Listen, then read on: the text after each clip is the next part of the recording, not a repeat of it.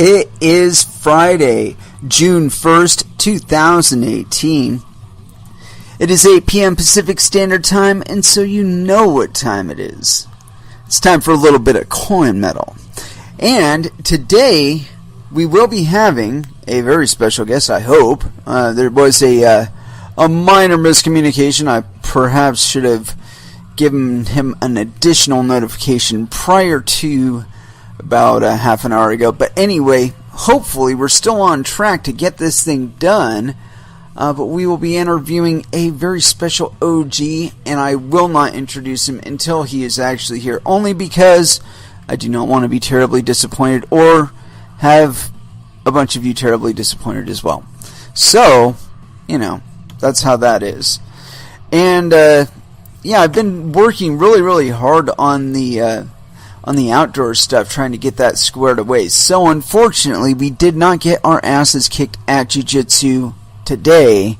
However, I did go in yesterday, and I did just a bunch of solo stuff. You know, did a nice warm up, did some ground drills, lifted some weights, did some stretches.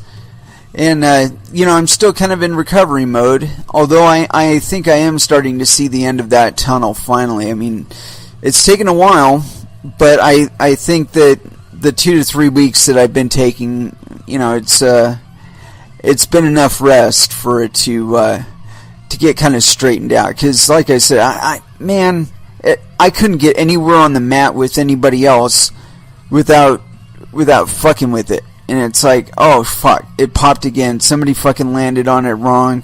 Somebody jerked it away from me too hard. Somebody took it a little too hard to the arm bar.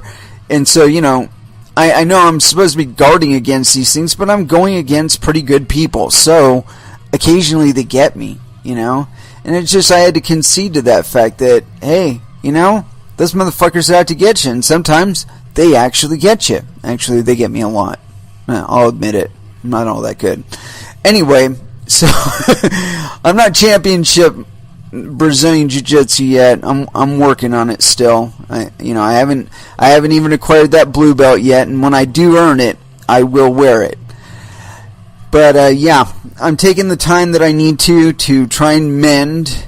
And unfortunately, I have picked up a pound or two. Only a pound or two. I have to admit, I've been pretty good about watching my diet and maintaining some level of exercise, although I said this repeatedly about Jiu-Jitsu, that it is by far the highest calorie burning exercise per second that I have ever engaged in. And that still proves to be true for me to this very day. So anyway, it's with that I want to go ahead and throw into some music. And I was just working out, and I was listening to this song, man, and it just fucking, like, grabbed me by the hair and yanked me along on that fucking treadmill. And so here it is, The Death and Resurrection Show by The Killing Joke. First Dance, here on Coin Metal.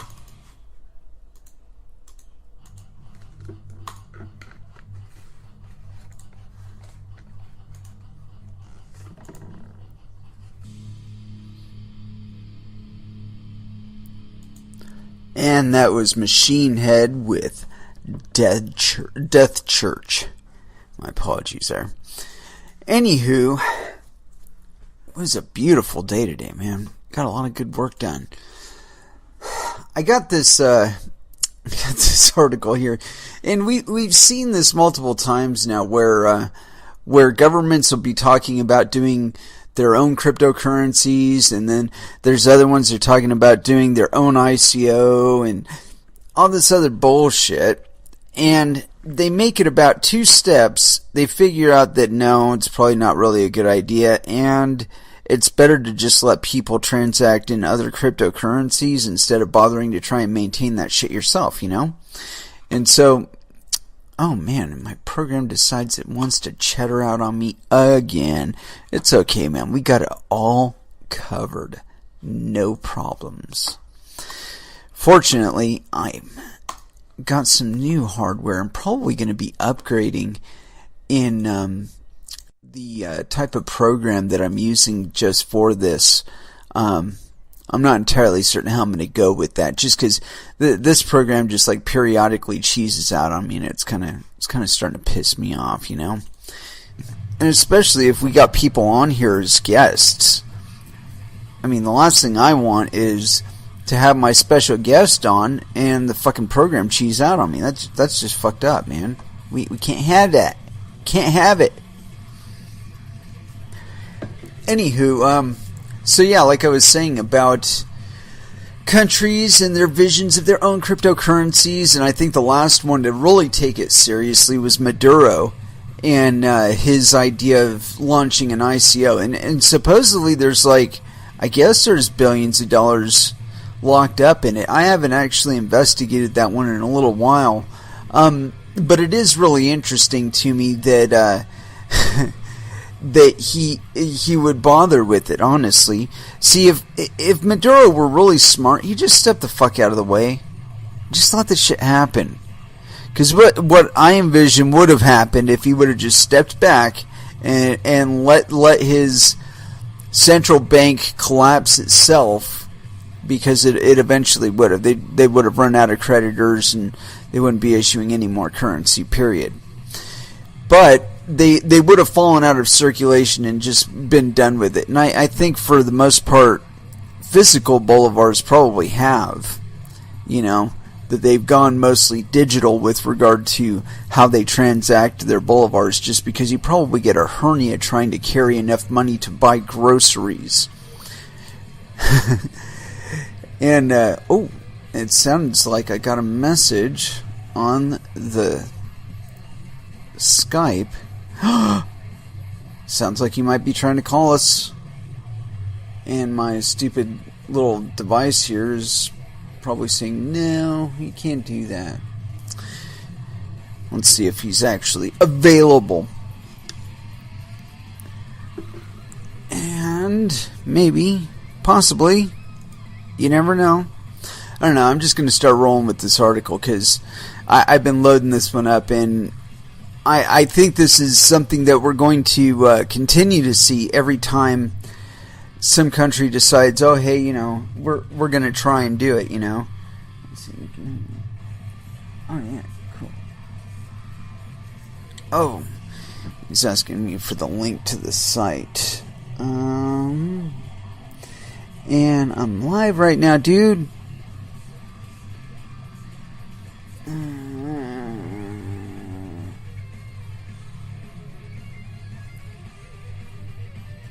Thank God for ambience music, right?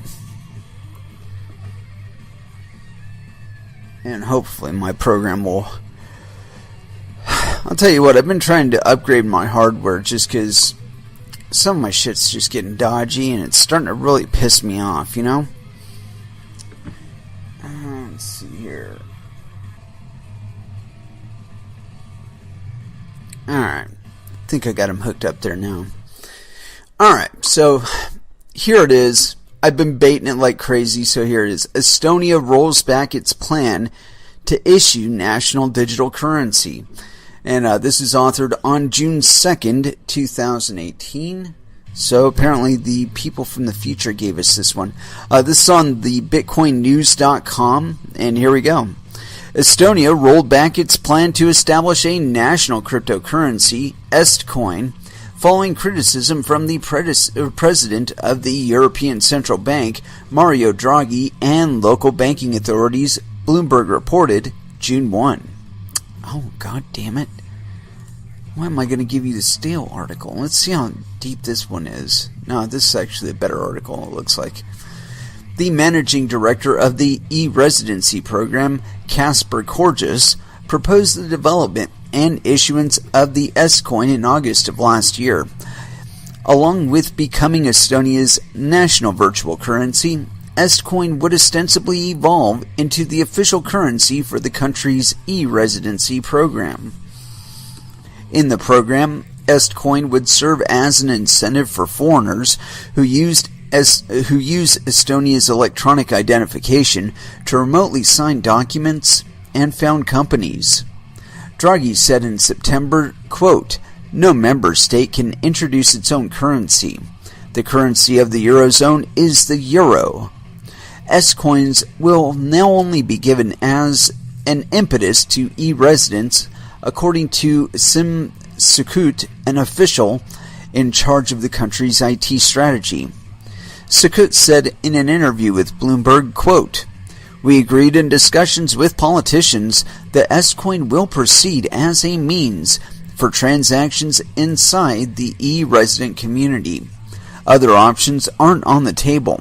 We're not building a new currency."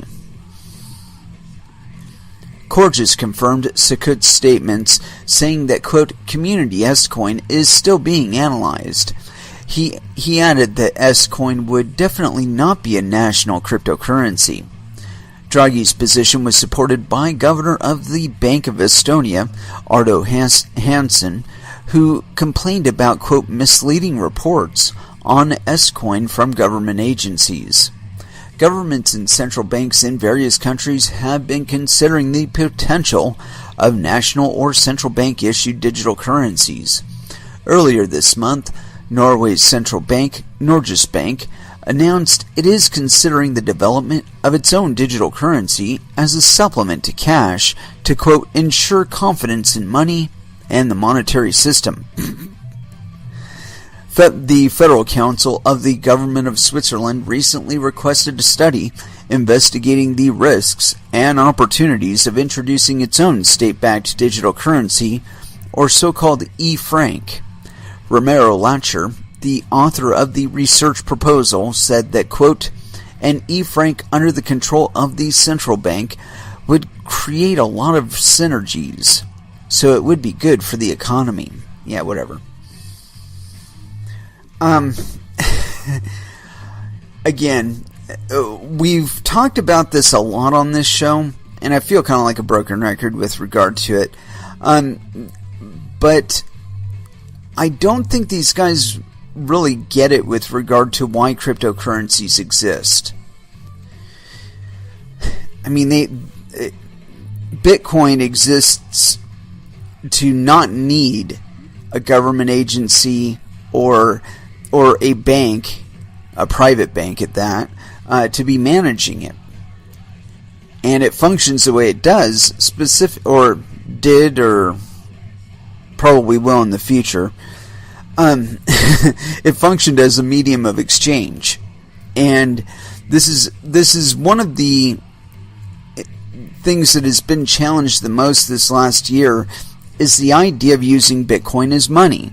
You know, some people think that the best way to do that is to turn Bitcoin into a Visa card and refill it. You know, refill your online node that you're going to be doing transactions through. And honestly, I think that's way too much trouble. Considering what we've been able to do with Bitcoin previously, it's completely unnecessary. I mean, my first Bitcoin transaction from one wallet to another took no bank, took no government beyond the, I guess, FCC regulation, and even that is not actually provided by them. I mean, you know, the compliance isn't provided by them. The guidance for compliance is provided by them, but the actual compliance, the companies involved, that's a derivative of their work. You know, they're establishing networks, they're hooking up hardware, and so on and so forth. But anyway, it was a very, very fast transaction, and it was back when transactions were optionally associated with fees. And some people forget about that with regard to Bitcoin, is that originally there were no quote-unquote transaction fees. There weren't even any minor fees. As a matter of fact, there weren't even any minor donations. Transactions were more or less free. And Bitcoins themselves were supposed to be the incentive for getting shit right. Of course, that model got a little bit distorted, and we started having minor donations, and then those donations became regular enough that people started kind of expecting them, and they became minor fees. They still weren't obligatory. It wasn't absolutely necessary to pay one, but it kind of helped your transaction. Alright, so the man is ready. And here we go.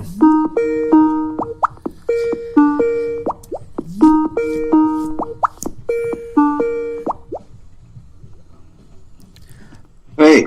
Hello. And I've not...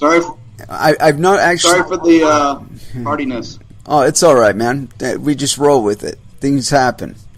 I have not actually... I haven't actually named you as my guest yet, and so let's go ahead and go with that first. Introduction. This is Mr. Jim Blasko, long-time crypto-involved person, certainly an author of several coins, and developer, that is. And so here he is, Mr. Jim Blasko. How are you, sir? Hey. I'm good. How are you? Today was fantastic. It was beautiful weather, got a lot of work done. It was good stuff. And so what were you saying about a hacker? A hacker? Oh, I could have swore you were saying something about a hacker before I tried to introduce you. Oh, no. Oh, okay. All right, good enough. And so tell us some more, man. What have you been up to lately? God damn, I'm so damn busy, it's unbelievable.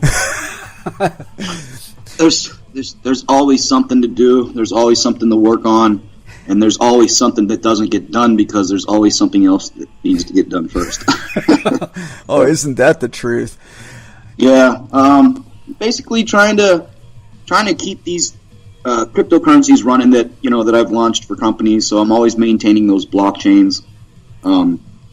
And I've been building a miner farm over here at the house because Unbreakable Coin needs more hash. So I've been buying S9s like crazy. Yeah, I was seeing that on Twitter that you were posting pictures of your new S9s you're getting ready to rig up. Yeah, I built this really cool cooling system in the garage, and it's going to work out really well. So I'll send you some pictures of it when it's ready. Nice. Probably another day. Yeah, hopefully by the end of this weekend. Well, so tell us a little bit about your background, sir. Like, I remember that my first contacts with you were way back in the first real boom of altcoins, and so yeah, like how many coins have you actually authored, or developed? Probably about 6 blockchains, 7 or 8. I don't know. I fixed a lot of different things. Worked with a lot of teams. Spread the gospel on Bitcoin and crypto and altcoins for forever, and it finally paid off. Last year was a good year at the end. Hopefully everybody took some profits that's been in this game for a long time, and gets ready for it to happen again, because that's what I think is going to happen. I think we're going to see those highs all over again by the end of this year. Nice. And so, like, reflecting back on when that was first really going, that first initial excitement with, like, altcoins and whatnot, how would you characterize the differences now between now and then as far as, like, the tenor of the market and whatnot? There's a whole lot more shitcoins now, aren't there? There's lots. I think technology's been tested. We've seen a lot of things happen that we didn't expect. We've seen CryptoKitties destroy Ethereum for a while. We've seen a lot of different things happen. There's been a lot of hacking going on. I didn't mean to mention hacker, but there's definitely been a lot of hacking going on with AT&T and shit like that. People are fighting it right now. So we're gonna hear some news about that really soon. I can't mention anything yet, but yeah, you see some big changes coming. Oh, really? Okay, well, we're not going to bait you anymore on that. I don't want you to get, busting an NDA or anything. Yeah, just, AT&T is going to get a wake-up call, I believe.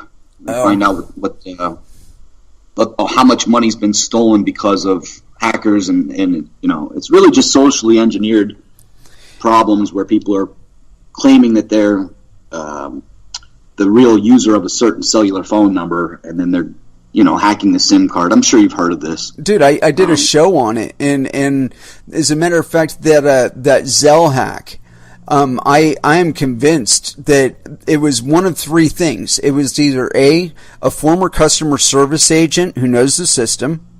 It was B, it was a social engineer who is really fucking good. Or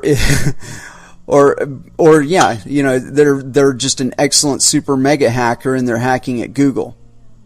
Nah, it's something like A, but I think the employee still works there. Okay. Okay, current employee. Yeah, that would explain a lot. You know, because whoever it is, they've got access to personal residency information, all your phone information, your email, your phone record, your bank records, your bank account information, pretty much everything they need. You know, AT&T holds more information on people than the government does a lot of the time, so, you know, they've got access to a lot once they have access to your AT&T actual account. Mm-hmm. So... Oh, I used to do customer service for AT&T, so that's basically what gives me the idea that that's the position of who's doing what. But I'm with you on the assessment that they're probably a current employee because, you know, they treat those people like shit for all the stuff that they have to deal with. Yeah, they definitely don't pay them enough. You know, and somebody's gotten pretty smart and decided that they could do this, and you know, you know, I have a friend who had over $20 million stolen from him. So you know, when stuff like $20 million gets stolen, that's like 5 times more than what Cripsy had. You know? Yeah. So, it's quite a serious thing. Indeed. But there's more coming about that later. Oh, I'm sure. I'm absolutely positive about that. But like now, more about you. I mean, I remember Unbreakable Coin because I've actually made a lot of money on Unbreakable Coin, and so like that. Awesome, that's good to hear. So now, was that your coin initially, or just something that you branched off onto, or? It was by experiment. You know, I started with, so I created the blockchain and launched it as a free. Unpre-mined coin. I mean, it was free to everyone. So it started on block 1 publicly. Oh, wow. And went from there. And, you know, Unbreakable Coins taught me a lot over the years on how difficult it is to maintain a cryptocurrency and how the other technologies of like Scriptcoin from Charlie Lee is such a great technology. You know, I'm a big fan of proof of work, and I like to stick with proof of work stuff. But I'm a big fan of Charlie Lee, too. Mm-hmm. And I think Litecoin's a really good product. It's solid software. Well, it's clearly still around, man. I mean, yeah, it's done well, and I use it as the base code for all the coins that I've created for other companies. Nice. And so now that's the second time you've mentioned that. Is that like your primary stock and trade these days, is constructing blockchains? Yeah, it kind of is. I mean, I'm business partners with Michael Turpin. We run something called B-Commerce Labs, where I'm the chief cryptographer, and he finds clients that want cryptocurrencies. I mean, there's a lot of companies out there that, I predicted this a long time ago. I said, in the future, it's not just going to be about Bitcoin or Litecoin or Ethereum. It's going to be about the companies. They're going to want these types of digital assets around, whether they have their own blockchain or not. But I recommend that, these companies do go with their own blockchain rather than a smart contract platform system or something like that. So, that's kind of my main thing. I still have the radio station, of course. I'm not sure why we don't have you on there. I'd be more than happy to come in and pop on for a few spots. Yeah, that's something we should talk about. But, I do that. I have Crypto Market, which is like that eBay auction site that I created. I'm trying to think of what else. It's just there's always something that needs worked on, fixed, or launched, or updated with new wallets. What about Aspire? Yeah, Aspire's my I'm gonna start talking less about Aspire until I get it done.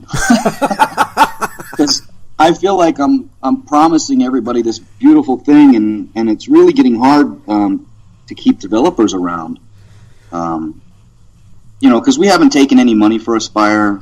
Everything's come out of pocket, and we're not done. And we're kind of a ways away from being done because we've run into some problems. And finding really good developers is very hard in this industry. So, I mean, like, there's no manual for cryptocurrency to explain how to fix a blockchain or how to make a blockchain work with a smart contract platform. And there's nothing out there that really, breaks it down. So when you run into errors, you really got to figure it out, Mm-hmm. Yeah, I'd like to launch Aspire this year, but we're not sure if it's going to happen this year or not. And the other thing is that we're still waiting for laws to change. We're waiting to see what happens with Wyoming, which I think was supposed to start today. So I've been kind of busy working on assets for somebody else today. But, yeah, it looks like... sorry, my cats are playing in the background. It's a cat's so, yeah, we're just waiting to see if the laws change and ICOs become something that, has a regulated source or some kind of legal precedence where you can't get in trouble for it. Because, we want to offer it to everybody. Right. We don't want to do like what everybody's been doing and say, okay, we'll just, block the United States. I mean, that's kind of unfair. It's I'd like the people here to get into Aspire. So, yeah, there's a lot of legal, and then, of course, getting the platform done. So maybe this year. I'm hoping this year. Uh-huh. Well, that's... I guess I didn't really explain what it is. Yeah. I'm like, what is it? Yeah, sorry. So Aspire is so the name ASP is the first three letters. It's an asset solution platform. So Aspire comes from that ASP. Mm-hmm. It's a lot like Ethereum. It's a lot like Counterparty. It's actually using Counterparty's code and removing Bitcoin from it, from the equation entirely, and then putting our own blockchain in, which is, like I mentioned, a script coin, a script blockchain, and proof of work. But it has advanced checkpoints to make sure that there's no double spending and no 51% attack. So it's got good technology in it. And we wanted to just put a smart contract platform on top of that type of blockchain because it doesn't really exist now. So that's what it is. The idea was that we want to make it so that one gas coin will allow you to do 1 million transactions. That would pretty much eliminate the fees. Oh, yeah. Of transactions. Yeah, you know what I mean? Because right now you can do a couple hundred transactions with one Ethereum, and that's kind of expensive. Yeah. So, we wanted to knock that number out of the park, Right. So that's and then give a very protected blockchain that can't be double spent on top of it. So I think it's going to be great. It's just going to take some time for us to figure out these. We've got really close. Actually, I thought we'd be done by now, but we've run into some problems and we haven't been able to figure it out. So I'm looking for some help. Actually, if any really good developers out there that like crypto and listen to this show would like to be part of Aspire and help us troubleshoot some stuff. I definitely kick down some Aspire when it comes out. Awesome. I'm glad we've served a function today. Got the word out for you. Yeah, I mean, I have noticed that there's a significant number of individual projects coming out, and so I was thinking about it the other day. I'm like, I bet that's really diluting the talent pool, that multiple people are doing multiple projects in and of themselves, and then, trying to launch their own stuff on top of that, and not having enough skilled people out there to help them maintain or even develop it. Yeah, it really is that way, man. And, back in the day, I figured by now we'd have more developers. I'm really looking forward to, Mo Levin and Jason King's Blockchain Academy. Jason King headed up this really cool thing, and they're going to start. They already started, actually. They're training people to be developers in this space, which is great because we need it. But back in the day, everybody was kind of working together, and there was maybe a few people that were doing their own projects, and, it was kind of slow at first, but then it was altcoin after altcoin after altcoin, and definitely turned into a bunch of shit coins that didn't go anywhere. I mean, a lot of those coins from back in the day aren't even around anymore. Oh, yeah. I haven't seen, Colossus coin or something like that in a long time, I bring up Mugatu coin a lot. Yeah, that's another one. I mean, I think Netcoin is still on some exchanges or something like that, but they got delisted from Bittrex, and it's really hard for coins to survive after they get delisted from Bittrex, I think. Yeah. Well, I'm starting to wonder about that with regard to this increase on concentration on AML and KYC and whatnot, and how that's affecting some of the smaller coins that fall out of circulation but are still live networks. Whether they're Bittrex has been sending out emails and questioning, the legitimacy of coins, even ones that they have already listed, because they're definitely going to follow the rules. They're good for that. Mm-hmm. And, I've had to explain to them, Unbreakable Coin wasn't an ICO. It was just a coin that we released fairly to the public for everybody to mine and, maybe someday make a profit. But just an alternative blockchain. So because it wasn't an ICO and it was released fairly, I think that's probably why Unbreakable Coin gets to stay on Bittrex. Well, now, what is your feeling about ICOs in general? I mean, have you seen any that really pique your interest? I mean, I'm part of something called DNet right now. I think that's going to be kind of cool. It's decentralized hosting services, something that you don't really see much of. So I think that's kind of a cool one. I'm actually an advisor on that team right now, and I'm an advisor on something called Lunch Money, which is another project out of California from my friend Adrian, and it's a pretty cool idea. That's it rewards people for giving their opinion on food. So where people say this restaurant is good or bad on Yelp or Google reviews, this is another way to do a review, but it actually rewards you in crypto for doing. So I think that's kind of a cool platform behind that. But I would say be very, very, very careful about ICOs, because all of a sudden everybody in Russia has their own cryptocurrency, So it's something to, you really got to be careful about. You don't want to lose your money, but if you're able to invest your money, you want to invest your money into good stuff, If you want to invest, then I would hope you pick a good project. But just do your research and don't get stuck buying something that's, not going to be around in a year or two.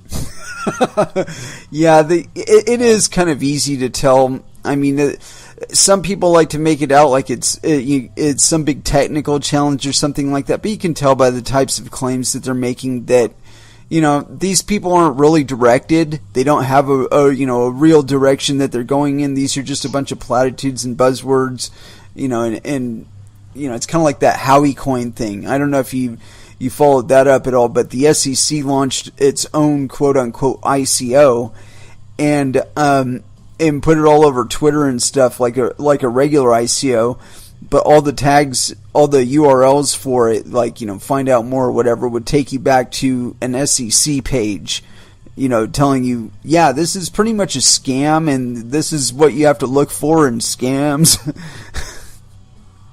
Yeah, I mean, there's no way to avoid the SEC regulating this. It's going to happen. And it's probably a good thing, man. It probably really is. I've been waiting for regulation since 2011, 2012, probably. I've been talking about it since then because we all knew it was going to come. I just wish it would get here a little bit faster, and so they'd set guidelines and put down a standard that everybody knew how to follow. Right. The other thing is, I was talking to somebody else about it. I was talking to Danny from the Crypto Show, and he was, saying, what do you think that we could do to better vet this? And I said, maybe a central authority that all ICOs have to go through there, That way they can be checked out and looked into, and if they don't get approved, then they don't get added to this, platform. And there's, I think that would be great, but people are always going to have other ways to get you to come to their website and pay them directly. There's so many scams, and it's shitty. I was hoping that it would clean up before it got dirtier, but it got dirtier first. As it got more popular. Yeah. Well, that's just to be expected. I mean, we are talking about money here, and it's not just the new shiny. It's actually money. It could be used as money. So, I mean, the draw for scammers and people that have no intention of following through is a lot higher. Because they seem to imagine that there's going to be some greater drift between initiation and accountability, and that's just not the case here. And I've felt just This is my only reservation with regard to regulation, is the latency. Okay, if we're relying on a government agency to tell us this is good, this is bad, there's the latency of the evaluation period, and like you said, people are going to try and skip around the rules and whatnot, and the stuff that people do try to invest in, because we don't have the normal feedback of the community and whatnot, we're suffering the latency period. You know, that those of us that do invest in those projects, you're going to have that much bigger cloud between, you know, whether or not the thing actually gets approved by the SEC. And, of course, it adds an additional temptation to invest in it. Yep, I agree with you 100%, man. And the latency is even that they haven't done anything yet, except maybe shut down a couple of ICOs and make people, you know, they've made people refund people. Mm-hmm. So the latency that would happen before we get to see if we can buy into this ICO, it's similar to that because they're so slow. They don't even understand this technology yet. They're still trying to figure it out. And you know, when the SEC says every ICO is a security, they're wrong. They're very wrong. So you know, I talked to Bryce on Wednesday.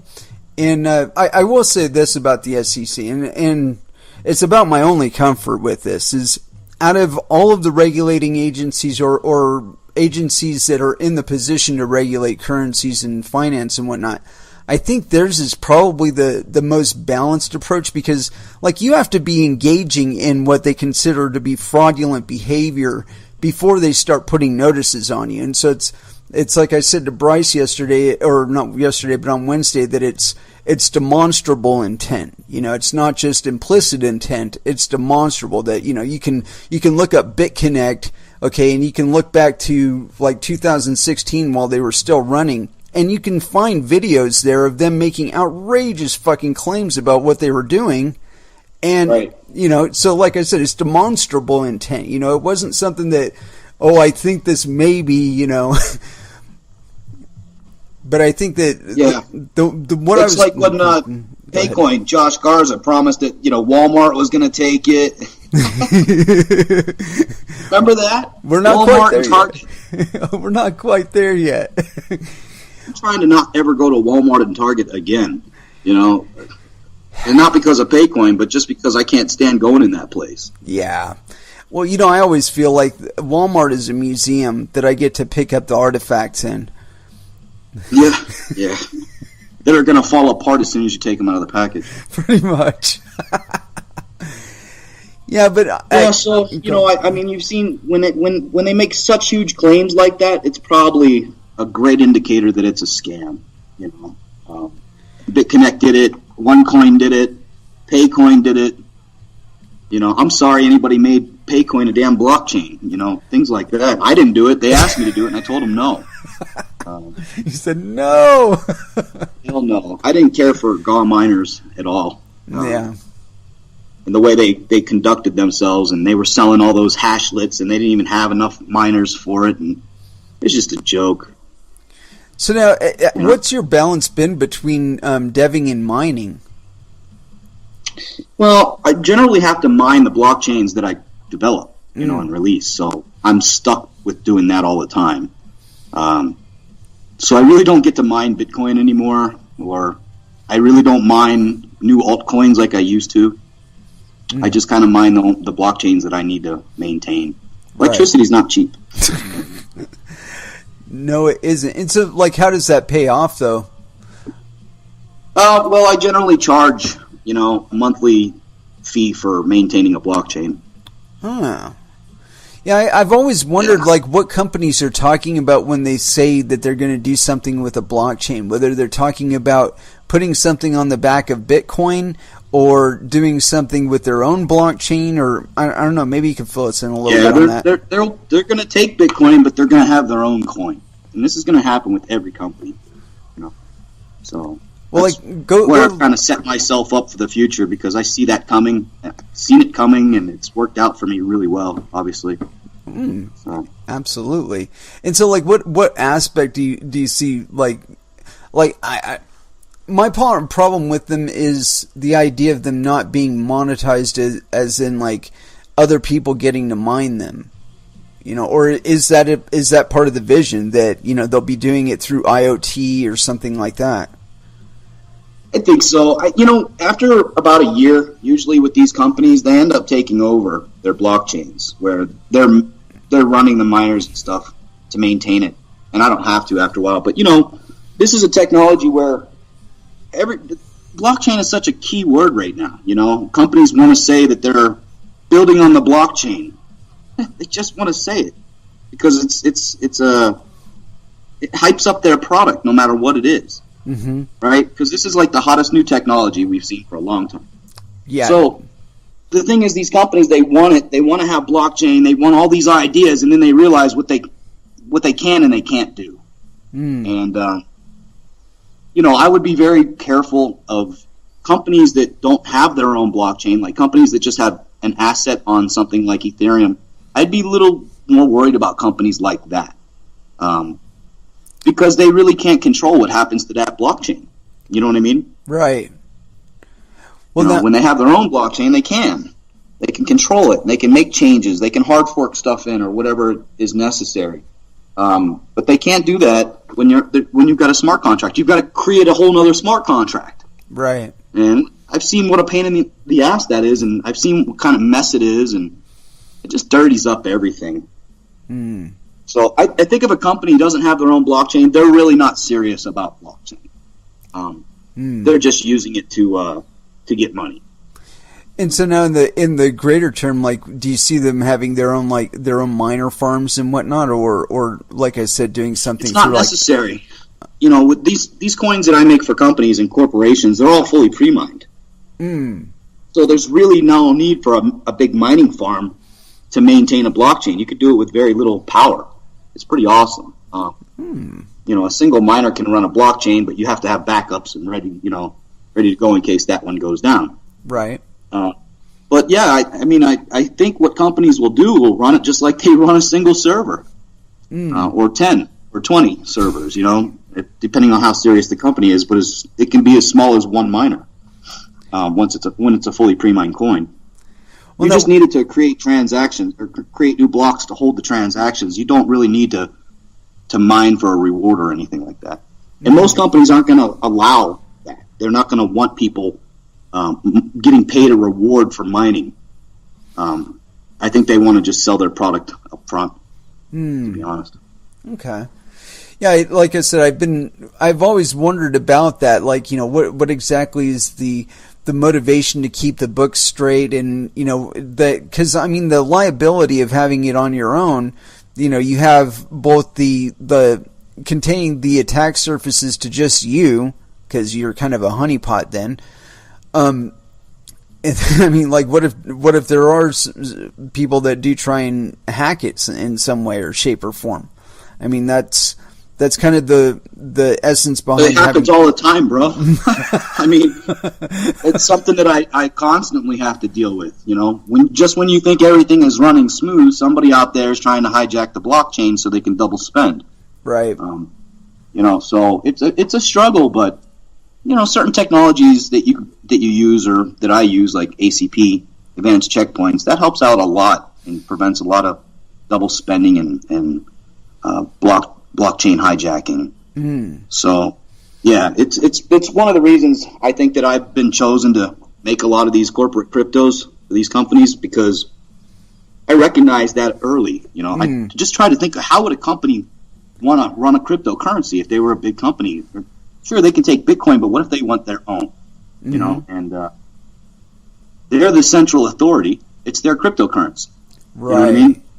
Yeah, because then they don't have to worry about anybody else meddling with it, except for potentially hackers from outside. Unless, there's still going to be attacks and things like that, denial of service attacks, and there's so much you can do, but, you have to think around it. You got to be a few chess steps ahead of the guys that want to take you down, and you can't always win, when you play chess. So. Well, now, do you think that solution would have done anything to prevent this latest rush of 51% attacks?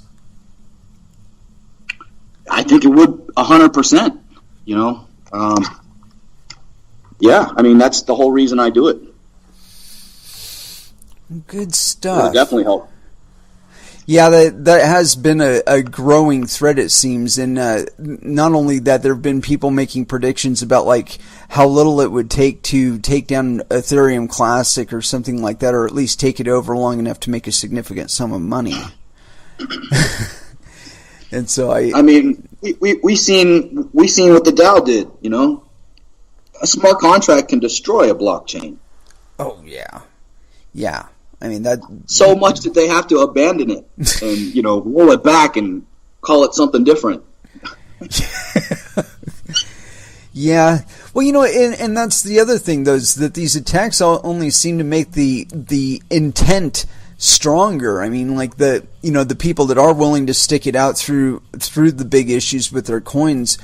It only seems to make their projects stronger. I mean, if you look at Ethereum now, sure, they suffered a major setback with regard to their hash on their network initially, but then, I mean, if you look at them now, they're one of the most valuable cryptocurrencies on the planet. Yep. Well, it's like I said in the beginning, Unbreakable Coin was experimental software. Just learning. Sometimes you just launch something to learn from it. You don't really know. Because it was a new field. This is a brand new field. And like I said, there's no books to look up and say, how do we fix this or how do we fix that? I still say if anybody claims to be an expert in this space, they're lying. It's amazing because I've run into so many problems. I got to the point where I try to create the problems, and try to hack my own coins to see if I could, break them as much as you possibly could till you could, make something that was unbreakable, even though Unbreakable Coin, isn't it. Unbreakable Coin, I probably a bad name. Because that blockchain goes so slow sometimes that people do think it's broken. Well, perhaps premature at least. Yeah, but, in the same way that you said Ethereum got stronger, it's true, man, because we learn from all these different things, and we come up with new ideas and new ways to thwart that type of activity. Adapt and overcome. Yeah, exactly. All right, sir. Well, I think that leaves us into a little bit of a music break. Would you like to stay on, or you about done, or? Yeah, we can go a little longer. Rock on. Let's go ahead and throw down just a couple songs here, and then we'll get back to it. A little bit of body count, perhaps? Sounds good. All right, man. So here we go. A little bit of Ski Mask Way here on Coin Metal. So, Hey, I wanted to tell you, I'm proud of you for still doing this shit. Well, thank you, man. I do. You've done real good. I pop in and listen sometimes. Well, I certainly appreciate the support, man. I was Cornholio way back in the day, if you remember that. Oh, yeah. Oh, yeah. Yeah. Oh, wait, you were my favorite fan with regard to Nomad. Yeah. Yep, that's right. Some Sepultura. Fucking A. I've got that album, too. Might have to play that for your closeout. Yeah, man. I love that song. I love Sepultura. They were a great band. You think Max and Igor will ever come back? Yeah, I do. Gonna have to. We want it too much. It has to happen. It has to happen. Fuck, I'm gonna leave this. I'm gonna leave this part in, man. This is gonna be part of the shit that actually gets up to YouTube. Fuck it. It's a good combo. So what else is new? What have you been collecting? What kind of crypto you been collecting lately? Fucking ETH. Yeah? Yeah. Waiting to see what happens with EOS, man. I'm thinking that one's gonna probably be a big shitball. Really? My friend runs that coin. Well, a lot of the security review I've read have been kind of negative. Actually, well, it was an Ethereum coin, but now, like today, the blockchain's supposed to launch. Ah. A real EOS blockchain. Well, we'll see. I think that any coin running on its own is not a security. Any coin that's dependent on another coin is a security. That's just the way I call it. Because that way you avoid what you're talking about with regard to companies having their own coins, them getting regulated as securities. Right. However... Yeah, there's a lot of definitions for a security, you know what I mean? Yeah. Like proof of stake is like the perfect definition for a security. How's that? Because if you think about it, because, if you have coins and it's proof of stake and it's an interest-earning proof of stake, you know what I mean, where you're getting coins for holding coins, then that's considered a security. That's like the definition of a security. So, when we could talk about proof of stake coins, there's a reason I stay with proof of work, because I think proof of stake is going to be deemed a security, and all those coins are going to get kicked off the exchanges. Okay? And I also think because Ethereum is going to be full proof of stake, that they're going to be deemed a security, and all their assets are going to be fucked. Oh, well, ooh, yeah, let's talk about that. That's why I was, part of the reason I was launching Aspire, because it's a proof of work blockchain. And if they deem proof of work is okay, like Bitcoin, then there's nothing wrong with the assets on our blockchain. They're all running on proof of work chain. Well, that would inhibit the kind of coins you're talking about ever intersecting with an exchange, like, as far as a company coin. Yeah. Because then it would be a security. Especially if they're already carrying a proper stock on an exchange. Yeah, we could see some major changes, man. We could see the major delisting of coins and Ethereum go down to shit because it's a proof of stake security. I don't know. We'll see. Well, I know something big is going to happen because they're talking about rolling back the alternative to Glass-Steagall. All that what's that fucker? Dodd-Frank. The Dodd. It's almost your name. Yeah, the Dodd-Frank bill. They're talking about rolling back those protections, and those were enacted in response to the 2008 crisis, and the Wall Street reform. Yeah, they're talking about rolling that shit back, and so that could be two things, and I think that they've been kind of rearranging the regulatory deck tables because of crypto and some other things that have been happening that change the dynamic of what types of things that they can engage in financial markets. And so they're trying to loosen up the existing regulatory structures so that they can introduce new regulatory structures. Change happens all the time, man. Fucking A, baby. Gotta be ready for it either way. Adapt and overcome. Yeah. I'm not a fan of the fiat system, but hopefully you took some profits out of crypto being, up so high. Because unfortunately, our movement's going to take a lot longer than we actually think. You know what I mean? Yeah. Oh no, I'm glad for it, honestly, because it gives it time to mature. We get to rub the real rough edges that need to be rubbed off. Absolutely. That's a big transition, like eliminating the fiat system and replacing it with crypto. Dude, that's a big transition. And it's going to take long.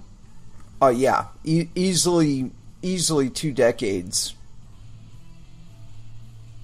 And that was Crowbar with Planets Collide. I only wanted to play a couple songs because we do have Mr. Jim Blasko on live still. But there was a request for Crowbar. And I can't deny a request for Crowbar. Could you, Jim? It's Nola Sludge, man. How often do you get somebody asking for that? Every day. Every day.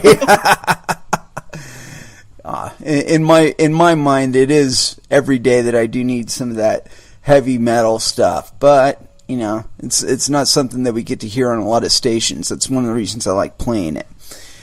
So now you were saying something, and it really piqued my interest, because it's a perspective that not many actually get to have or have had in this space, and that's back in the day when we couldn't get people to listen to us about Bitcoin. And what's your contrast with experience now on that? People won't leave you alone. Well, now you were talking about people wanting you to come to the conferences and speak a lot. Oh yeah, we've been doing it for years. You know, since like 2012 or something. We've been doing the conventions, and you know, I remember in the beginning, bro. Like, you'd get to the convention, you'd get this pamphlet, and it would show you, you know, how many people were going to be there. It would tell you all the people that were going to be there and speaking, right? Mm-hmm. You'd sit down and you'd start to watch some of this stuff. This is like, you know, you were speaking or not, but usually I was. And when you know, I'd go there and listen to everybody talk, and then I'd get up and talk, and it was the only people that would listen to you are the people you were listening to. So only people that were at the convention were the people that were there to talk. So it was really lame back in the day. Like, I remember thinking, this shit's never going to take off, you know, because nobody seems to really care what we're talking about. We sound like retards or something, and nobody believes that it's got any reason to have a value, you know. Yeah. It was really tough. It was an upward struggle, and then all of a sudden now, you know, it's just like going 100 miles an hour. Well, when would you say that transition really occurred? I don't know. I mean, sometime around like the 1100 mark, the peak in November, I think, started it. But then when Bitcoin crashed, you know, it was even more dead. So I'd say that this whole thing really boomed, obviously, in the middle to, you know, late of 2017. Started to see the big boom. The price. When the price went up, people wanted to listen to us. Chasing that 20K coin. Yeah, I mean, finally, we knew what we were talking about. We weren't crazy. Yeah, I think we're like, you know, now everybody asks me like, well, what's the next thing? Like, you don't always know like what's going to happen next. Like, if we did, we'd all be way, way, way richer. But you know, those of us who've been in it for a long time are doing okay.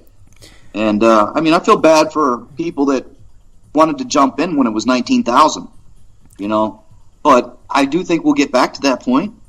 I feel bad for them people that jumped in and now they feel like they've, you know, just got hammered because they did. You know, we're down to, you know, 7,000 levels. So.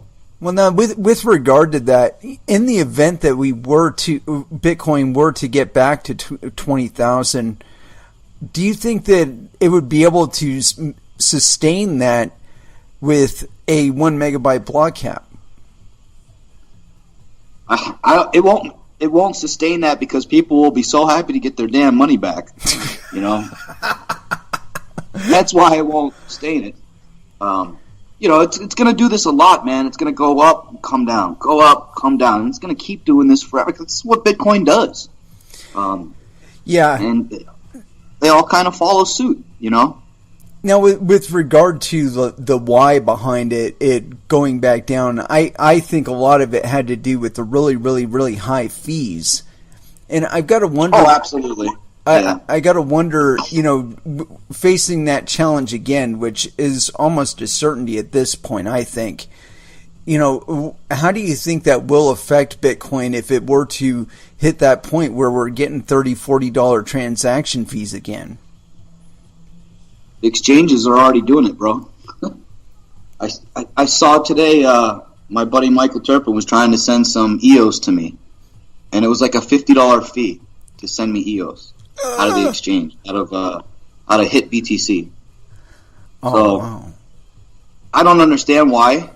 You know, I told him, I'm like, shit, man, out of Bittrex it didn't cost me like anything. It was a percentage. Yeah. To send 1,200 EOS. So I don't understand why you're getting charged $50 to send me 7 of them. It was ridiculous. So the exchanges are already doing it. You're going to have that. That's just gouging, and it's a shame that HitBTC would do that, actually. But when with the size of the blocks and stuff changing, I mean, did you ask this question to Roger yet? If I could ever get Roger on here, I would be more than happy to ask him about it, because honestly, I think about Bitcoin Cash as like, it's a demonstration to everybody involved in this space that yes, a blockchain can handle a 32 megabyte block. It does not absent the majority of the network, and the network can handle it. Yeah, I think Bitcoin Cash is very interesting to me. I actually own more of it than I own of Bitcoin, and I think a lot of us are in that position now. But not by choice. Especially if you were holding. What's that? Not by choice. I mean, I'd love to be transacting in Bitcoin, but they've made it too fucking expensive. I mean, when I first started in Bitcoin, I was just talking about this before you came on, but I think my first transaction, it was as close to free as any transaction has ever been for me, and it was fast as fuck. And so, and I was doing it as a demonstration, both to myself, because I hadn't had an opportunity to send Bitcoin to anybody else, but also to this guy that I was explaining it to. And when it cleared, I mean, both of us were staring at his phone just going, oh my fucking God, we just did something that takes banks 3 to 5 business days to complete. Yeah, and then there's limits with the banks, There's limits to how much money you can move.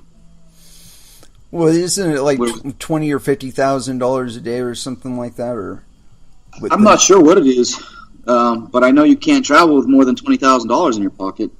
They'll pull you, they'll stop you and question you and stuff. That's what I've been told. I've never tried. Well, no, you said you won a raffle. Yeah. What was that all about? Yeah, I got lucky, man. I went to the Las Vegas Golden Knights game, Stanley Cup game. I mean, we're so lucky here in Vegas to have this, because it's really exciting time here in Las Vegas. Very exciting time right now with the Knights coming, or the Knights here and the Raiders coming. So I went to the Stanley Cup game. I mean, these guys got to the Stanley Cup in the first year. How about that? So I go to the game, and they have this raffle thing where you pay like $1 a ticket, and I put up like $500 and I bought a bunch of these tickets. Well, it was like $107,000 in the pot.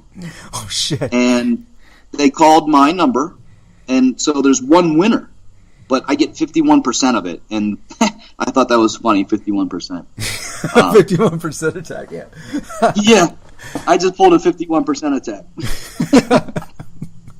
A successful one. And then 49% of it goes to charity, which is really cool. Excellent. So yeah, I won like $53,000 for going to a hockey game. Hey, can't beat that, man. Yeah. And so, pretty crazy. Looking ahead for Unbreakable Coin, is there any new developments that you could be telling us about? Not really. I mean, I've been looking to ramp up the team, so I put out the call about a month ago. I've been, adding hash to it. There's no way that I'm not going to support that coin. I'm always going to be behind it. It's one of my favorites. If I leave anything behind in this world when I'm gone, maybe it'll be Unbreakable Coin, for the rest of the world to have. And maybe someday it'll be, special like one of these other big ones. Who knows? I mean, I've never really pushed and hammered it onto people. It's just kind of there. You know what I mean? I released it free to mine, and there's been times where it's the most profitable coin in the world. About twice a year, it's the most profitable coin in the world to mine. It's pretty wild to see it. And it tops Bitcoin, it tops Ethereum, it tops anything at the time. And the miners come like crazy, man. There's mining power coming from all over the world, all this hash. And it's really beautiful to see it, really. So, I'm always going to support Unbreakable Coin. It was my foot into the door. I think I did things really different where I was one of the first developers who would tell you his name, That was kind of go ahead. I was going to say that was kind of a challenge to begin with, wasn't it? I mean, everybody from Satoshi Nakamoto down was using pseudonyms. Yep. And, I respected Charlie Lee a lot. I liked what he did. And, I feel like I followed suit in that way, that I came out right away and, put my face out there. And I had a phone number you could call. You could call UNB. I'd get phone calls in the middle of the night.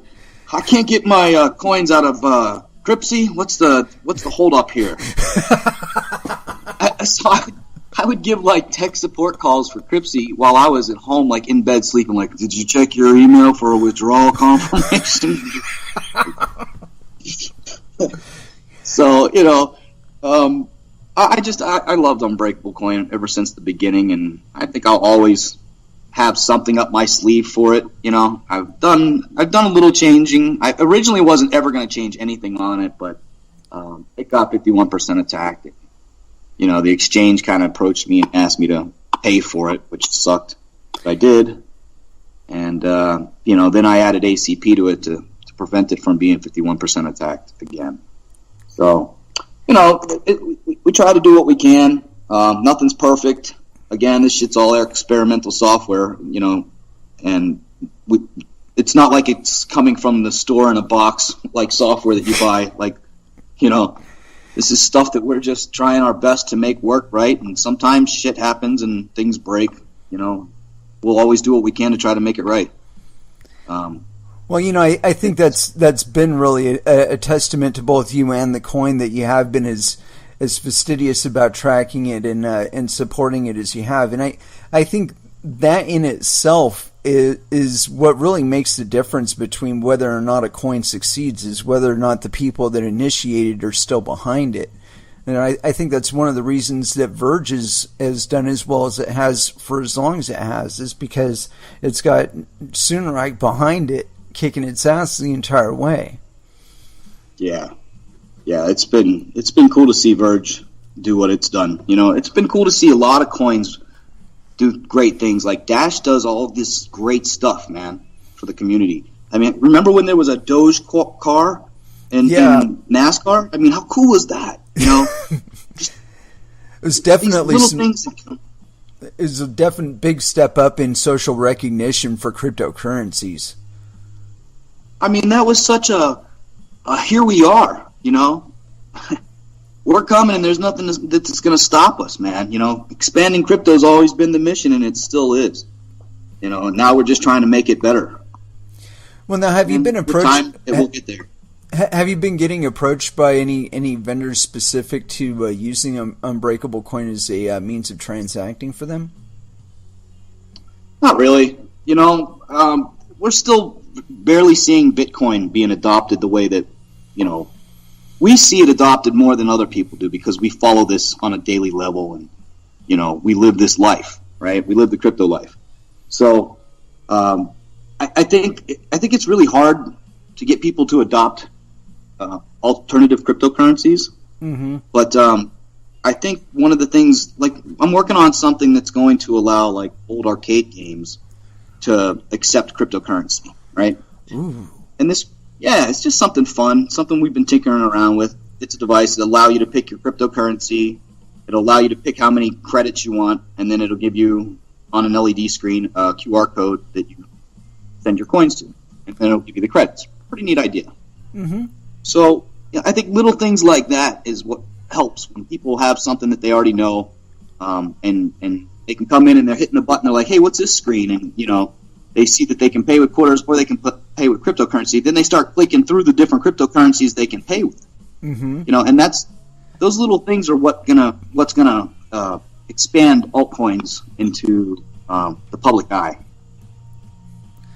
I think you're absolutely correct. There's exercising the utility of it. And I think that's one of the points that a lot of people miss, is they fixate on the technology. And like you were saying earlier about blockchains, that everybody wants to be on a blockchain. It's like, you know what? Just use it as money. If you do that, you'll find out how much more wonderful it is than any other money you've ever used digitally, and you won't care about trying to run your own blockchain as much. Yeah, exactly. I mean, it's got to be utilized for something, and we know what it can do, and everybody else wants to change what it can do into something else, and everybody's got big ideas, and we're going to store everything on the blockchain. You know, and then they go, oh shit, what do you mean? You know, your blockchain's 14 gigabytes. What the hell? You know? Yeah. They don't want to give up their precious storage. You know, which I understand. So storing everything on a blockchain is not always a good idea. But it does have specific purposes, like what you're talking about, you know, and I'm talking about spending it, being able to use it as money. Mm-hmm. That's the original idea of this. And so, with regard to that, when you start hearing people talk about Bitcoin as a quote unquote store of value as opposed to money, I mean, how do you feel about that? It's just, you know, it's like hold or huddle. But I mean, like, what kind of use do you think it has then if all you can really do with it is hodl it? Yeah, well, it's like the word hodl seems to have such a meaning, but hold doesn't. You know, it's one of those things that people have to use it. You know, unfortunately, I learned it the hard way. But the very first thing I purchased with Bitcoin was a Lamborghini. For years, I would never spend it. You know, I would never buy anything with it. I might be willing to sell it. Oh, I'm sorry. You kind of glitched out there for a moment. You said you might be willing to sell it, but? No, I might be willing to buy and sell Bitcoin, but I wasn't willing to buy stuff with Bitcoin. And I was wrong in that way. You know, like, I would say to myself, oh, I don't want to buy something, and then later on it's going to be worth, you know, how much did I pay for that thing because Bitcoin's gone way up. That was my thinking. Mm-hmm. But, you know, when I bought the Lamborghini, it felt so good that, you know, and I knew that it would help expand Bitcoin too, you know. Mm-hmm.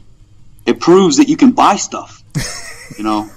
Well, you said like a real big meme there with the Lamborghini. I mean, now everybody wants to go Lambo. I know. It really, I made it happen. Well, I can't really fault you for it. I mean, because they're trying to imitate you here at Consensus 2018 with putting Lamborghinis in the front of the building, you know, like they rented them though. You know, they're all rented. They weren't like owned by anybody. Yeah, I almost flew my Lambo to Miami to take it to the Bitcoin convention, but then I thought about it and I was like, man, like it'll get too much attention and somebody's going to damage it. I could tell you about a crazy party. My friend Gabriel rented out the Lamborghini dealership in Miami during the Bitcoin convention. And one of the most wild parties I ever seen were, you know, like 2,000 rich Bitcoin kids drunk around all these exotic cars, and I was like having a heart attack. You know, I'm like staring at these poor like an 86 Testarossa that's just beautifully mint and has like 3,000 original miles, and I want to buy it, you know, and I'm looking at it and people are getting in the car with their beer, and it was insane. You know, it was totally insane. And then that they had like a second floor, which was just it was for like the guy's desk who sold these cars. There was 2 desks up there, like 2 salesmen or something. Well, they brought a DJ in and a bar in, and they put like 1,000 people up there. And I swear, man, it looked like the whole second floor was just going to come down and take out all these cars. And it was nuts. So, and everybody was there. Anybody who's been in this community for a while was there. That goes to the convention circuit. You know, it was pretty fun, but it was still, it was, you know, makes your heart skip a beat. Yeah, I mean, you might as well just do that in the middle of an art gallery. Yeah, it's really, the Lambos and stuff have really become an image of Bitcoin. So, I mean, I'm glad I kind of contributed to it. I'm just happy that I was able to prove that you could buy stuff with Bitcoin in a way, like in a very big way. You know? I love driving Lambo. I couldn't agree more. I mean, that for me was a pretty like legitimizing moment. It was beyond, you know, pizza day and all that other stuff. That, you know, it's like this is something that's highly regarded by quite a few people, and somebody bought it with Bitcoin. Yeah. You know? Yeah, directly. I mean, directly. I just sent Bitcoin to the Lamborghini dealership in Newport Beach, California. And now they take it here in Lamborghini in Henderson by my house here in Vegas. Oh. So, yeah, I mean, this is like a real thing that's happening, and it's so cool to see. I talked to the guys in Newport, and they said they sold more Lamborghinis to Bitcoin people than they had to regular people. And Lamborghini's like broken their all-time sales record, and they think it's because of Bitcoin. So I think that's pretty neat, man. Oh yeah, you know, I could not agree more that is a really neat effect of it. And now, have you started seeing that happen as far as like the like smaller vendors, not necessarily high premium goods? Yeah, I mean, especially here in Vegas. I'll tell you, when I went to Amsterdam last year, really nobody knew about Bitcoin. I asked all around the whole thing, and believe it or not, I was there for a convention. I was like the guest host or something, and you know, it was really fun to meet like 30 people over there that liked Bitcoin. But really, I think that was all there was in all of Amsterdam. I have a feeling people just go to Amsterdam for other purposes. Right. But, it's you know, it was a fun place, but I can see now that it's definitely changed. These days, I'm seeing, you know, shops in Amsterdam that accept Bitcoin. So it's definitely making its way worldwide. In Vegas, I'm seeing it a lot. We've got like 20 ATM machines here in Vegas. I work with the guys who launched these machines. I help them with their wallets and stuff. So, you know, they got a pretty reliable system out here in CoinCloud. And because of that, places like the casinos, first they had the machine, but now the casino itself actually takes Bitcoin. Oh, wow. Yeah, like the bar will take it. You can buy drinks with it. You can buy your food or your dinner. You can rent rooms with Bitcoin out here. But you can't gamble with it yet. But that's coming too. Oh, no. I was just reading an article about some, I guess somebody has been admitted for treatment for like crypto trading or something like that. Now I can see it being like doubly amplified, where somebody addicted to slot machines or something like that would get addicted to trading crypto and like be sustaining their slot machine habit with their trading habit. Yep. Yeah. Yeah, they'll have an app, you know, where you can sit there and play the game, and you're winning Bitcoin and you're trading at the same time, and you'll see it's got a long way to go, and it's going to take a long time. But you know, these little steps. How did you say it? We're rubbing off the sharp edges. You know, it's really what's happening. It takes a lot of steps to get to that point where it's mainstream like that everywhere. When you can go pay for your groceries with Bitcoin, and you know, in the meantime, like a lot of people don't even know this. I just want to mention it, but Purse.io is a great site because it allows you to buy anything on Amazon, you know, at a discount by using Bitcoin. So that's a really cool service. Now, something I think everybody should check out. Do you know if they use any other coins other than Bitcoin? I think they might, but I'm not sure. I haven't actually bought anything in a while, but I do use Purse, and I've only used Bitcoin on it. But I'm not sure if they support other coins. They might, and if they don't now, they will later. You know, that's how it starts. Look at Shapeshift. Oh yeah, definitely, or Open Bazaar. Open Bazaar, yeah. You know, eventually, I think crypto market will do well too. It's just you know, there's not too many people. I remember when eBay first came out, it took a while for that to pick up. You know, and once it did, it was humongous. So I think that the crypto market will do well someday too. Well, now, with regard to the pace of it, I mean, are you more impressed or disappointed with how fast it's flourished? I mean, how can you be disappointed? it's great, man. Like I said, they don't think we're crazy anymore, right? You know, we were once crazy and now we're rock stars. It's pretty funny. But yeah, I'm happy with it, and you know, I'm not going anywhere. We'll keep pushing this stuff, you know. We'll keep pushing cryptocurrencies. We'll keep pushing Bitcoin. Hells yeah, man. Maybe even push some Bitcoin Cash. We'll see. Now, what are your feelings on Bitcoin Cash, or would you care to share any? Say that again. I'm sorry. What are your feelings about Bitcoin Cash? Both the situation that led up to it. I get it. I think they should just write a new white paper. You know, I don't think they should consider the old white paper as their white paper. I think it's good. The technology, it might end up winning. You know, when you have Roger back there supporting it this hard and fighting this hard for it, at some point you have to admire it. You know, a little bit. Because I know what it's like, man. It's so hard to try it. I remember I used to tell people I made this a thing called Unbreakable Coin. I go to conventions, and the maximalists were like, I hate altcoins. They're all a scam, you know? And then those same people, like, I would try to hand them my business card, you know, some of them. Like, there was a guy named Harry, yeah. And I tried to hand him my business card. He wouldn't take it. He wouldn't take my business card because I was an altcoin guy. I was the creator of Unbreakable Coin. And then years later, I seen him at Consensus, and he was like, Jim Blasko, hey, man, take my number. I want to buy anything you make.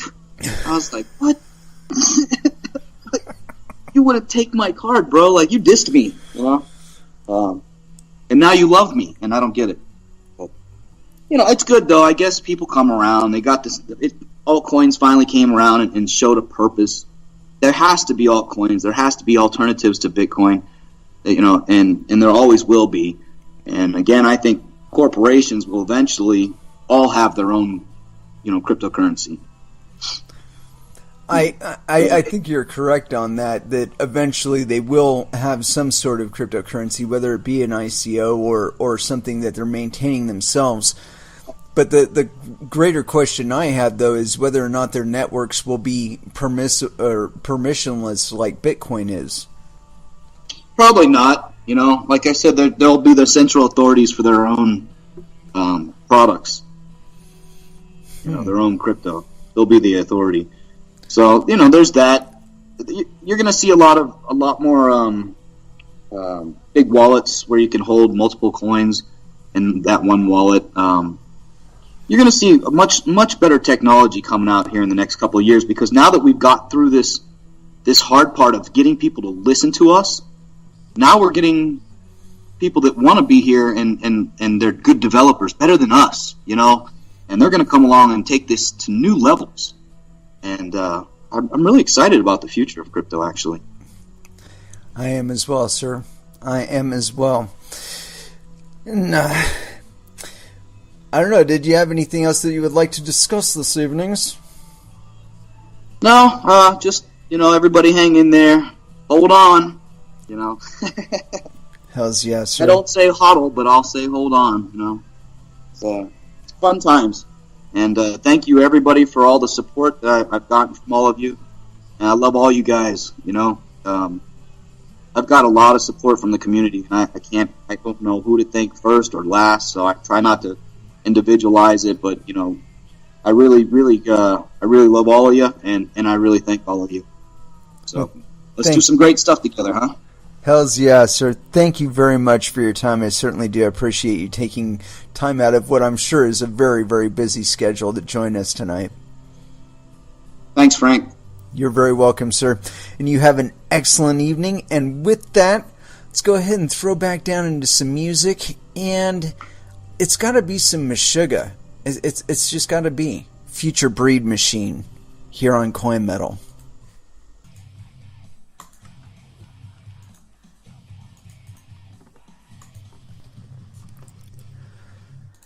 And that was Static X with Wisconsin Death Trip.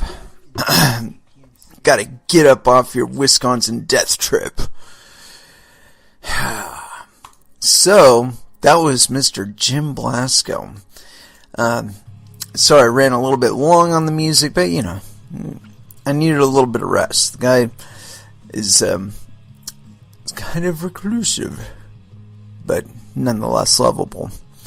Yeah, I've been chatting with Jim on various social media and IRC since the last big altcoin boom. No, since before that, before the major boom, or I don't know, about the same time as the first major boom in cryptocurrency. Same thing with Bryce Weiner.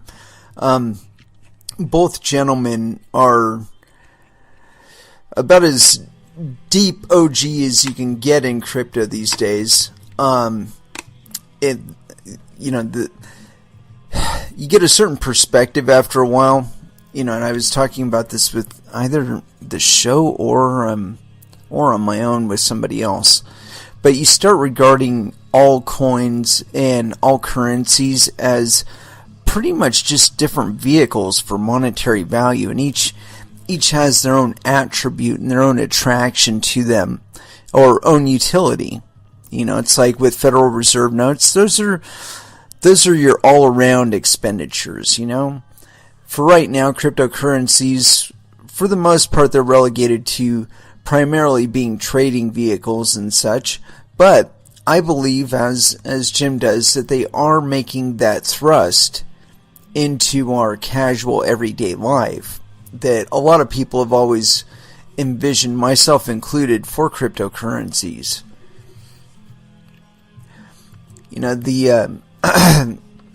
The capabilities of them are just too vast to deny. Even with being limited to having to support your own coin, as Jim does,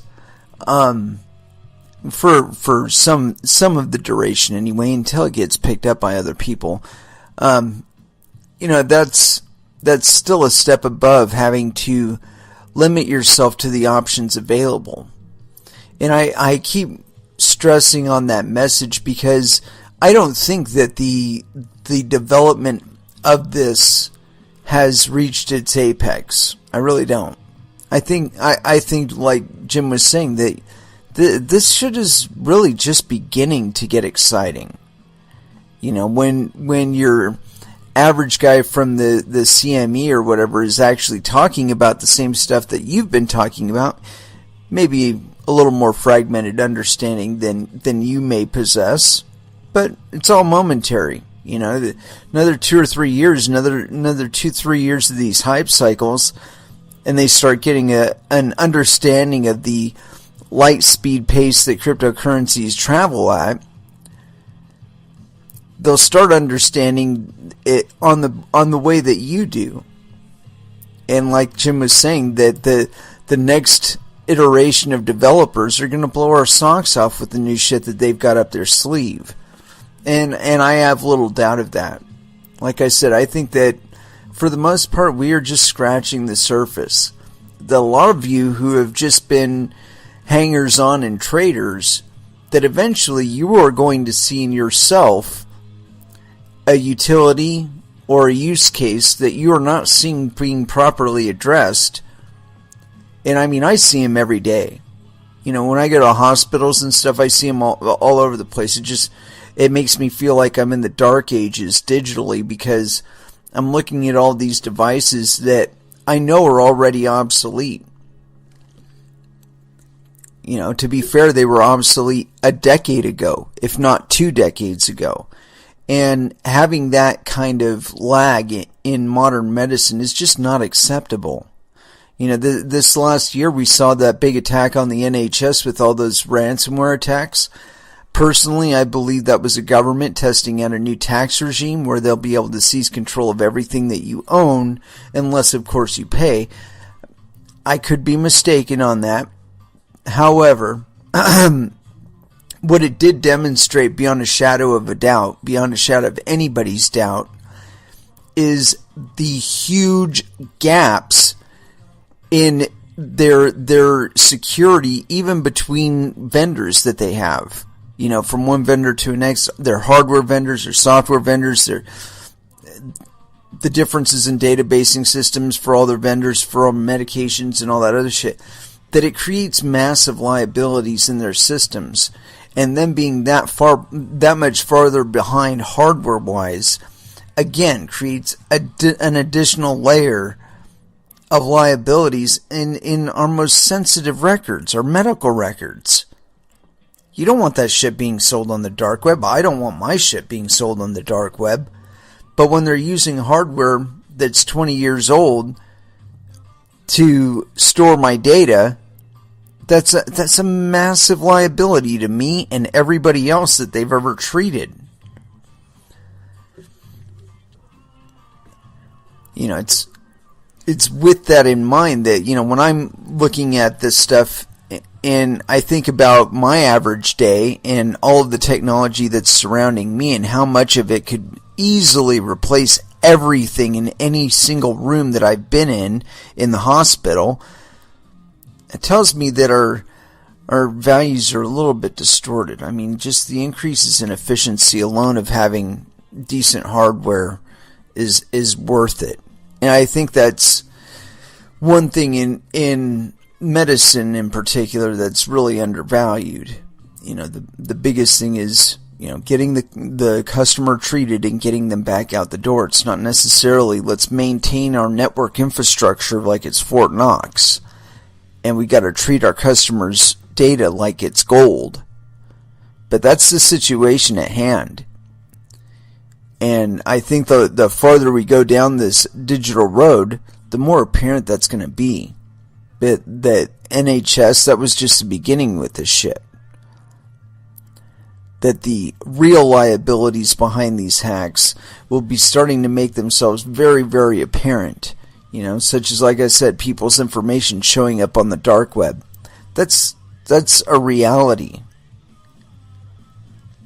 And this thing with Zelle, I mean, we're almost lucky that it's this type of hack. And I share Jim's opinion that it is a current employee of some customer service agency that does it's like a third-party vendor for customer service for AT&T or some other cellular carrier, whether it's Verizon or whatnot. I don't know. I haven't investigated deeply enough, but I will guarantee you this. They will find on the first layer of investigation that every single one of the victims of these losses have been under the same exact carrier, which would indicate to me again that it's part of their customer service or somebody in their customer service, one of their call centers, because they have access to an astounding amount of data. And when I was getting out of it, they were already starting to cut back a little bit on the training. So you've got people that companies aren't willing to invest the time and effort in to properly train, refuse to pay them a commensurate wage for the actions and duties that they actually perform for them, and then give them access to people's banking information, their credit cards, the secret little number on the back of your credit card that indicates that you say it's okay and you have the possession of the credit card. Yeah, they got that now. And this is a massive honeypot. Whether or not it's actually somebody inside, somebody to hack inside, would have a treasure trove of information. Be selling your credit card numbers on the dark web or some shit like that. But the point being that these type of systems, as we go on, again, I think they're going to be getting taken advantage of more, especially as economic disparities grow in some areas.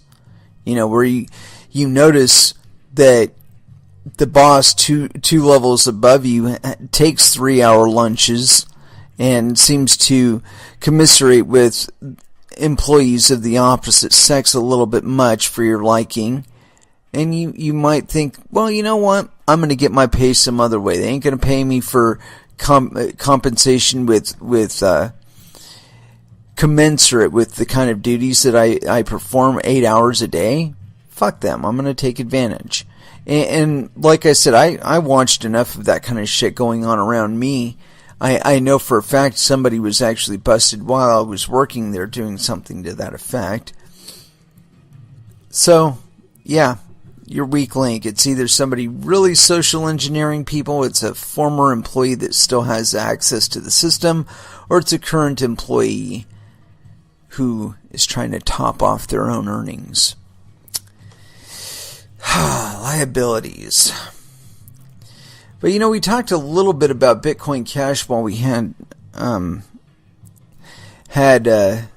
Jim on, and I think it was kind of interesting to hear a perspective from somebody who is on the other side of that. As far as like somebody who had been involved in cryptocurrencies prior to that big split. And I want to check and see if, I got just enough time to fit in this quick article here. This is by Donald Fukeball, so likelihood of that being his real name, pretty limited. But I will say penis does sound like a male name. Continuing on, this is authored on May 30th. Risk-reward proposition is improving for Bitcoin Cash and getting worse for Bitcoin. November 29th, 2017, I wrote an article entitled Why Bitcoin Cash Will Dominate. Interestingly, the Bitcoin Cash-Bitcoin ratio is at the exact level today that it was on that date. And he's got a little chart here showing that. That article concluded, quote, I doubt Bitcoin is going anywhere anytime soon. It will likely continue to appreciate as a digital asset and may even appreciate greatly. However, I believe that Bitcoin Cash offers a risk-reward proposition that is far superior. Where are we at now? Does this statement still hold true today? I'm actually not so sure that Bitcoin Core is going to continue appreciating. It may have trouble even holding its current value. On the other hand, I've never been more confident about Bitcoin Cash, and I'll tell you why. The fundamentals of Bitcoin. Short-term price fluctuations are usually speculative. Long-term price is driven by fundamentals. Bitcoin gets its value from its utility as a payment method, from its power to transfer value quickly, cheaply, and without third parties. All of its other properties serve to support that main function. For example, scarcity. It's great there's only 21 million coins, but meaningless if you can't actually do anything with them, like use them to transact. Bitcoin Cash retained Bitcoin's original payment method utility by allowing block size increases, which are the simplest, most foolproof way to increase transaction capacity. Bitcoin, under the leadership of Bitcoin Core developers, intentionally prevented block size increases. Instead, they put their faith in an unproven roadmap featuring the Lightning Network. The speculative value of Bitcoin includes the fact that many still believe that roadmap is viable. As time goes on, the real feasibility of the plan, or lack thereof, will become increasingly clear and eventually will reflect in the price. Positive Bitcoin Cash developments. Barely a day goes by without some kind of positive news in the Bitcoin Cash ecosystem. The best places to get those kinds of updates is on the subreddit r/BTC. Here's a few of the highlights. Adoption is taking off in places like North Queensland, Australia, and Tokyo, Japan. New services are popping up like Cointext, which provides Bitcoin Cash transactions via SMS, or Money Button, giving any website instantly monetized content, or local Bitcoin Cash's new peer-to-peer online marketplace. And what about user-driven economic incentives like Bitcoin rewards or Purse.io, which can save users 15% off on Amazon? BTC missed its window of opportunity. I know that a combination of on-chain and off-chain scaling works if the market is free to choose the most efficient path. However, I'm convinced that forced off-chain scaling, such as BTC has done, does not work. At least not with any method I've ever seen. Previously, one of the biggest risks to Bitcoin Cash was that Bitcoin would actually go ahead and increase the block size, allowing on-chain scaling to happen, making Bitcoin Cash less relevant. The best time to do this would have been last year by accepting the SegWit 2x compromise, but Bitcoin passed on that opportunity. At this point, can BTC raise block size even if it wanted to? There's a number of arguments that point to the fact that Bitcoin may have a hard time upgrading their protocol at this stage in the game. One obvious reason is that Bitcoin thought leaders have been railing for years against both contentious hard forks and premature capacity increases. Suddenly changing narratives so drastically would create massive cognitive dissonance and contention. They would lose much credibility, and a lot of their followers would start questioning everything. Unless there was very broad consensus, the risk of a chain split would be high. More importantly, would the miners even allow it? After the broken Hong Kong agreement of 2016 and the broken New York agreement of 2017, Bitcoin Core, whose software powers 99.2% of the Bitcoin nodes, has definitely burned their goodwill with the mining pools. The tables have turned. Now it's Bitcoin that carries a huge risk of not being able to scale. Until recently, I considered this last argument mostly theoretical, but since the May 18th CoinGeek conference in Hong Kong, I now believe it wholeheartedly. When Bitmain CEO Jihan Wu was asked on stage, why are the miners still supporting Bitcoin Core? Is it just a short-term profitability play? He answered, yes, exactly. The answer rang true. Think about it. The miners are now economically incentivized to keep BTC from scaling since they are profiting from high fees. You might ask, quote, why does the short-term incentive apply to Bitcoin and the long-term incentive apply to Bitcoin Cash? The answer is because those are the incentive models already chosen by the nature of each of the protocols. Bitcoin Cash meets the need of the long-term business model. It can become global peer-to-peer cash. It wants to be that. And it already has 32 megabyte blocks. There's no reason at all to have two coins do that. By contrast, Bitcoin's high fees already make the miners short-term profits, so there's no reason to change that either. Mining pools working closely together on Bitcoin Cash. But it wasn't just a single remark from Jihan Wu that caused me to give much more credence to the theory that the miners would not allow Bitcoin to hard fork in the future. There was something else. Something big. On Saturday, May 19th, a meeting took place among the major mining pools. Their goal was to design a system to donate mining rewards back to the Bitcoin developers and Bitcoin Cash developers and the Bitcoin Cash ecosystem. These major Bitcoin Cash mining pools, including Bitcoin.com, AntPool, via BTC, BTC.com, and BTC.top, are run by the same people who run the biggest BTC mining pools. That's some of them here in this picture, all wearing Bitcoin Cash t-shirts, and yeah, I can see that.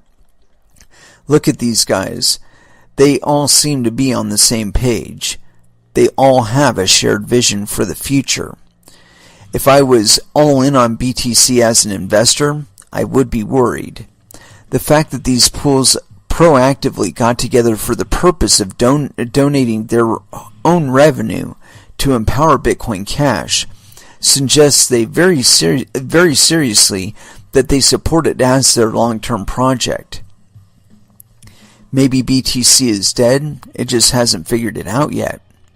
I honestly do not know what is going to happen. Crypto is very unpredictable. But the most likely scenario for the next 1 to 2 years is that Bitcoin Cash continues to gain adoption and Bitcoin continues to spin its wheels. If that happens, there may be a tipping point where enough people simultaneously realize the rising demand for the version of Bitcoin that already functions as peer-to-peer electronic cash system. Ooh, spicy. Wow, that doesn't even leave time for a last dance, but we're going to do one anyway, because that's just what we do. But it is with that I'd like to close this one out. I think the guy might be right there with regard to Bitcoin Cash. I have predicted a possible flippening because of the intransigence of Core with regard to block size. That remains yet to be seen. We'll see. And so it is with that we will close this one out with Bounce from System of a Down, but we will be back again on Monday at 8 p.m. Pacific Standard Time as always. So until then, I want you all to trade safe, do your homework, and watch out for your own bunghole, because nobody will do it for you. Not even Mr. Jim Blasko. Thanks again for listening. I certainly do appreciate the support. Like and subscribe on YouTube. Follow me on Twitter. And I'll talk to you all again on Monday. Good night.